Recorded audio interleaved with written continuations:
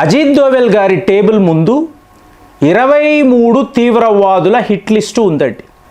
ఎవరు ఇది విడుదల చేశారు అంటే భారత ప్రభుత్వం, అంటే union ministry of home affairs. జనరల్గా ఇలాంటి లిస్టు అనేది విడుదల అవుతూనే ఉంటుంది. వీళ్ళు మామూలుగా పాకిస్తాన్లో, బంగ్లాదేశ్లో, వేరే వేరే దేశాలలో దాక్కొని ఉంటారు. కానీ ఈసారి తేడా ఏంటో చెప్పమంటారా? ఈ హిట్ లిస్ట్ అనేది ఈ మిస్టరీ మనుషులు, మర్మ మనుషులు, అన్నోన్ గన్మెన్ వీళ్ళ చేతికి వెళుతుంది. సో కొద్ది నెలల్లో ఈ 23 మంది ఈ రాక్షసులు ఎక్కడ ఉన్నా, ముఖ్యంగా టార్గెట్ అంతా ఏమిటి? పాకిస్తాన్. సో పాకిస్తాన్లో ఉంటున్న ఈ అన్నోన్ గన్మెన్ ఈ లిస్టుని పెట్టుకొని ఈ తీవ్రవాదులు ఎక్కడెక్కడ దాక్కొని ఉన్నారు వెతుకుతారు, మీకు తరువాత వేటాడతారు. ఇదే తేడా. ఇది మనము ఎంత బాగా చేస్తున్నాము అంటే, మొన్న ఐక్యరాజ్య సమితిలో మన వాళ్ళు మాట్లాడుతూ ఈ తీవ్రవాదుల పట్ల యాక్షన్ తీసుకోవాలి అంటే లిస్టు పెరుగుతూనే ఉందండి. ఇప్పుడు మీరు హమాస్ అన్నారు అనుకోండి, ఇజ్రాయెల్ ఏమంటుంది? హమాస్ ఒక తీవ్రవాద సంస్థ అంటే ఇజ్రాయెల్ పాయింట్ ఆఫ్ వ్యూ. మీరు అదే భారత్ను చూశారనుకోండి, హమాస్ ఒక పొలిటికల్ పార్టీ అని చెప్పి మనం చెప్పాం. సో ఫైనల్గా ఇజ్రాయెల్ వాళ్ళు ఏం చేశారు? మీరు అంటున్న పొలిటికల్ పార్టీ పాకిస్తాన్ ఆక్రమిత కాశ్మీర్లో జైషీ మహమ్మద్, లష్కర్ ఈ తైబా లాంటి తీవ్రవాద నాయకులు వీళ్లతో కలిసి ర్యాలీలు నిర్వహిస్తున్నారు, మీటింగులు పెట్టుకుంటున్నారు, బ్రెయిన్ వాష్ చేస్తున్నారు అని వాళ్ళు లిటరల్గా ఇజ్రాయెల్ వాళ్ళు మనకి ఒక రిప్రజెంటేషన్ ఇచ్చారు. సో ఇప్పుడు మన పాయింట్ ఆఫ్ వ్యూలో ఈ పొలిటికల్ పార్టీ తీవ్రవాద సంస్థగా మారాలి, అవునా? అంటే దేశానికి మారుతుందండి. వాళ్ళు వాళ్ళ స్వతంత్రము కోసమే ఈ యుద్ధము చేస్తున్నారు అంటారు. ఇప్పుడు మీరు పీఓకేలో చూశారనుకోండి, జాక్ అని అంటున్నాం కదా. సో వీళ్లను పాకిస్తాన్ ప్రభుత్వము తీవ్రవాదులు అంటుంది. మనం ఏమంటాము? వాళ్ళ స్వతంత్రము కోసము పోరాటాలు చేస్తున్న ఫ్రీడమ్ ఫైటర్స్ అంటాం. సో ఇది ఎప్పుడూ ఉంటుంది. కానీ అదే ఐక్యరాజ్య సమితిలో ఒక లిస్టు విడుదల అయ్యింది అనుకోండి, యునైటెడ్ నేషన్స్ సెక్యూరిటీ కౌన్సిల్ వాళ్ళు ఈ ప్రతినిధులు క్షుణ్ణంగా పరిశీలించి ఈ లిస్టులో ఈ తీవ్రవాద సంస్థల పేర్లు పెడతారు. కాబట్టి ఇది గ్లోబల్ టెర్రరిజం, అవునా? సో మీరు ఈ లిస్టును చూశారనుకోండి, మీకు జైషీ మహమ్మద్ పేరు ఉంటుంది, అలాగే లష్కర్ ఈ తైబా పేరు ఉంటుంది, అల్ ఖైదా పేరు ఉంటుంది, ఐఎస్ఐఎస్ వీళ్ళ పేర్లంతా ఉన్నాయి అనుకోండి. అర్థం ఏమిటి? మూలాలంతా కూడా పాకిస్తానే. మీరు ఎక్కడ చూసినా పాకిస్తాన్ పేర్లే కనిపిస్తాయి. అలాంటప్పుడు పాకిస్తాన్ మీద యాక్షన్ తీసుకోవాలి కదా. కానీ విచిత్రం చెప్పమంటారా?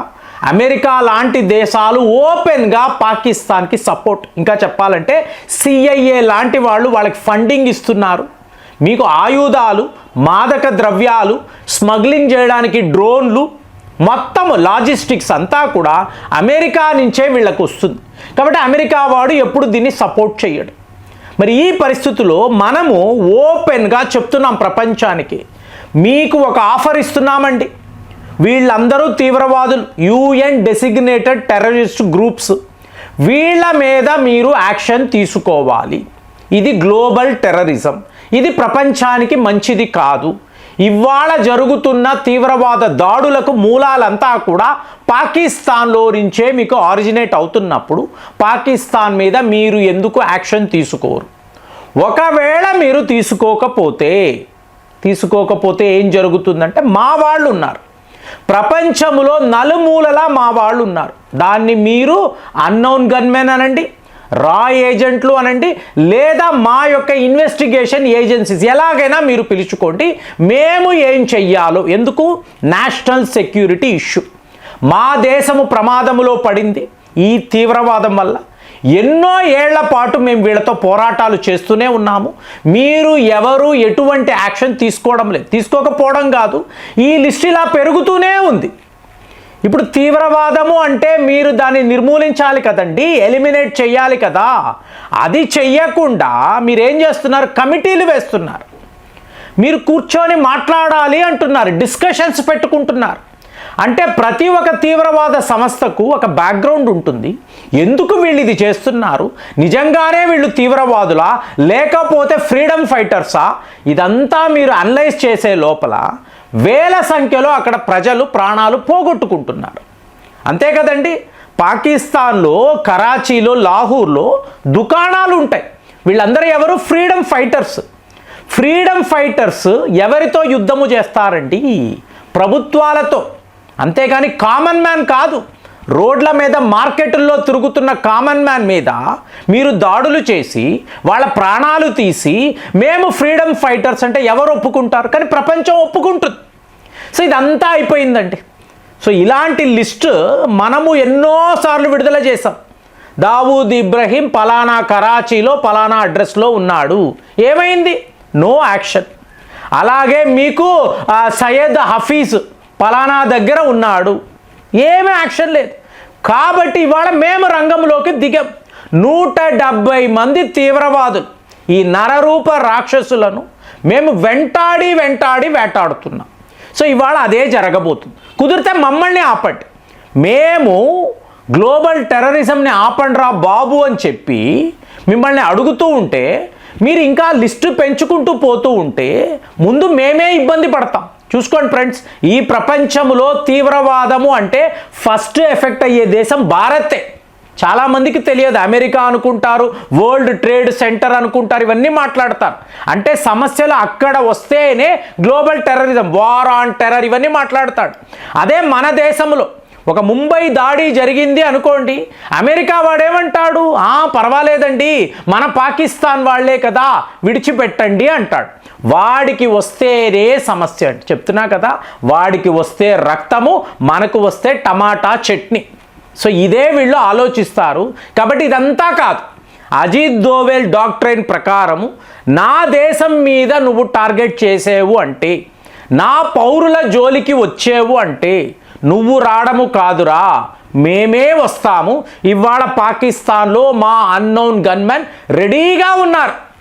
రిటైర్ అయిన తీవ్రవాదులు, పెన్షన్లు తీసుకునే తీవ్రవాదులు ఎక్కడ ఉంటారో మాకు తెలుసు. వెళుతున్నాము, లేపేస్తున్నాము, సైలెంట్గా వెనక్కి వస్తున్నాం. ఈ రోజు వరకు ఒక్క అన్నోన్ గన్మెన్ని వీళ్ళు పట్టుకోలేకపోయారంటే ఏ లెవెల్లో ఈ మోడస్ ఆపరెండి ఉందో చూడండి. ఏ లెవెల్లో ఈ ప్లానింగ్, ఈ వ్యూహం ఉంది అంటే మీకు ఎక్స్ట్రాడినరీగా మన ఏజెంట్లు ఈ పనులు చెయ్యగలరు. అలాంటప్పుడు మనం మళ్ళీ ఐక్యరాజ్య సమితిలో ఈ రిప్రజెంటేషన్, డాక్యుమెంట్లు, ఆధారాలు ఇన్ని ఇచ్చి ఏం ప్రయోజనం అండి?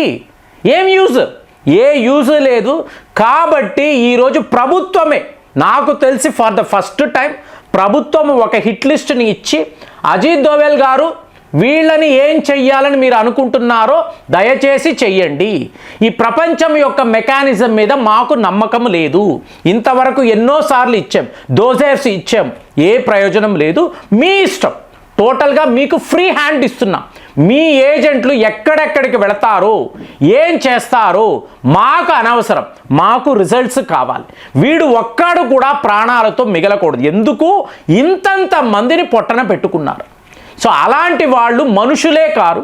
ఈ భూమి మీద బతకడానికి వీళ్ళకి ఎటువంటి ఆస్కారము ఉండకూడదు. మీరు ఏం చేస్తారో చెయ్యండి అని మనము డైరెక్ట్గా చెప్పలేం కదండి. ఇండైరెక్ట్గా అజిత్ దోవెల్ గారికి లిస్ట్ ఇచ్చి తరువాత ఇంకొక 80 మంది ఉన్నారు గ్లోబల్ తీవ్రవాదులు. వీళ్ళు యూరోప్లో ఉంటారు, అమెరికాలో ఉంటారు, వీళ్ళు తిరుగుతూ ఉంటారు. మరి మీరు ప్లాన్ చెయ్యండి. మీ వాళ్ళని ఎక్కడెక్కడికి పంపించాలో ఆలోచించండి. మీకు ఏం కావాలో చెప్పండి. Amit Shah will take care.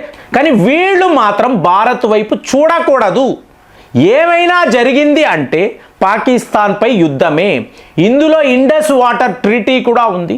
Pakistan తన తీరును మార్చుకొని ఈ తీవ్రవాదులను ఆపితే, ఎలిమినేట్ చేస్తే అప్పుడు మేము కూర్చొని మాట్లాడతాం. అంతవరకు no discussions. So no back channel talks. ఇలా జరుగుతుందని పూర్తిగా మీరు కూడా నమ్ముతున్నారా? కామెంట్స్లో రాయండి. మళ్ళీ వచ్చే వీడియోలో కలుద్దాం. జై హింద్.